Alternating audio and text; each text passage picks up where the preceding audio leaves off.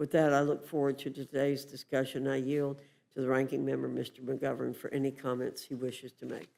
Well, thank you, Madam Chair. And I'm going to be honest, in terms of not reading the room, this meeting takes the cake. You guys run this place.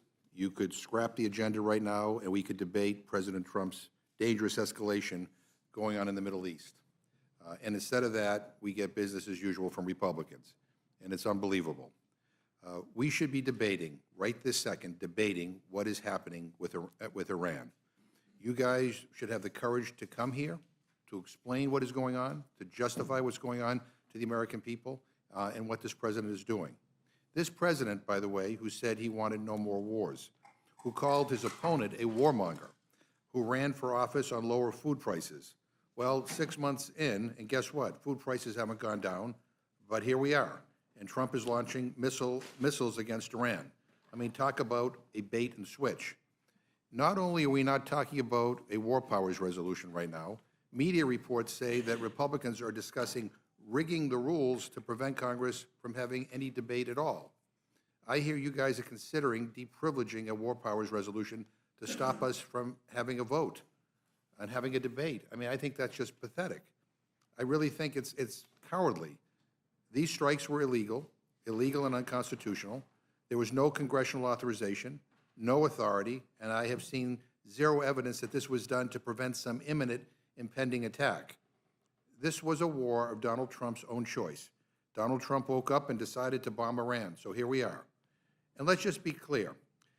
None of us want Iran to have a weapon of mass destruction. But I'm old enough to remember the last time a president used vague and shifting claims about weapons of mass destruction, dragging us into a war in the Middle East. Does anyone else remember that? Iraq? Trillions of dollars, thousands of lives lost, and here we are again. This isn't history rhyming or even repeating. This is like copy and paste. We've got top administration officials denying Iran is close to a nuclear weapon and then changing their tune a day later. We've got a president escalating the rhetoric and talking now about regime change. Iran is threatening to shut down the Strait of Hormuz, and if they do, gas prices will skyrocket. So much for lowering costs. And let me just also say, I and many others in this body have consistently opposed unauthorized military action no matter who is in the White House. Speaker Johnson said earlier that he, I quote, never heard a Democrat balk, end quote, when Presidents Biden or Obama used the military without approval.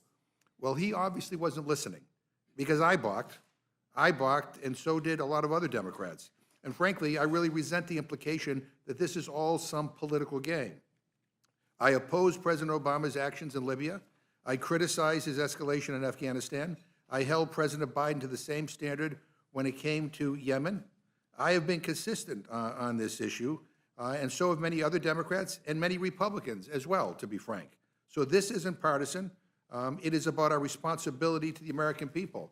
And I have the receipts here of all the times that I have questioned the actions of both President Obama and President Biden. But this is about our responsibility to the American people. And if we're going to spend their tax money dropping bombs on another country, if we're going to put their sons and daughters in harm's way, the least we can do is have the courage to debate it and to vote on it. If you think Americans want another endless war in the Middle East, go ahead and vote for one. But I want to know why Republicans don't want to have that debate, especially while American troops are being put in harm's way because of this president's reckless and unconstitutional strikes. And let's not get started on the Republicans' horrific tax scam bill that's working its way through the Senate, which is going to rip food off the tables of hungry kids and seniors and kick millions off their health care and gut programs like Medicaid and Medicare.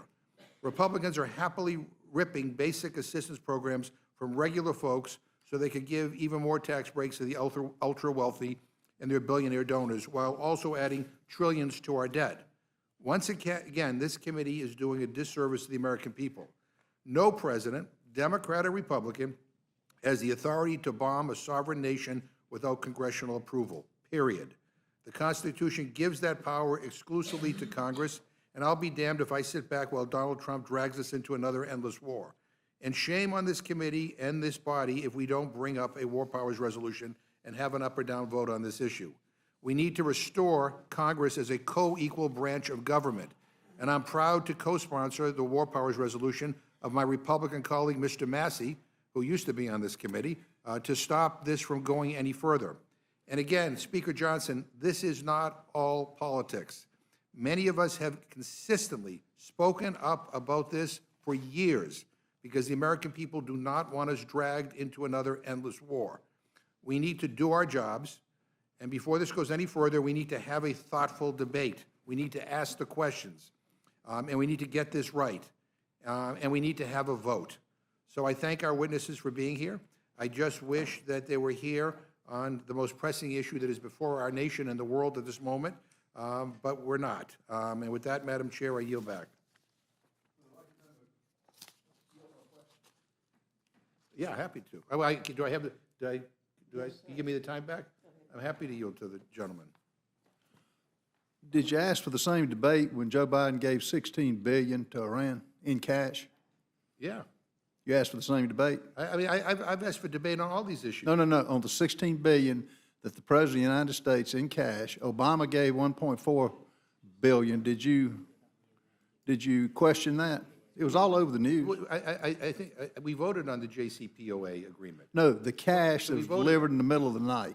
Yeah, well, I don't know what the gentleman is talking to. I'm sorry that he doesn't want to have a debate on what we're doing right now, and I appreciate it, and I appreciate the fact that the Speaker of the House, maybe because of bad staff work, doesn't understand that many of us have been raising these questions both under Democratic and Republican administrations for years about the need for Congress to exercise its legitimate constitutional authority when it comes to war. But we should have this debate, and I would like to think that this is not not just Democrats, but Republicans should want us to have that debate. We got to get this right before we find ourselves up to our neck in another quagmire in the Middle East. I thank the gentlelady, and I yield back. Thank you, Mr. McGovern. Thank you, Mr. Norman. Let me say I believe there will be debate on this issue, Mr. McGovern. We are not having discussions about turning off privilege. So I believe there will be that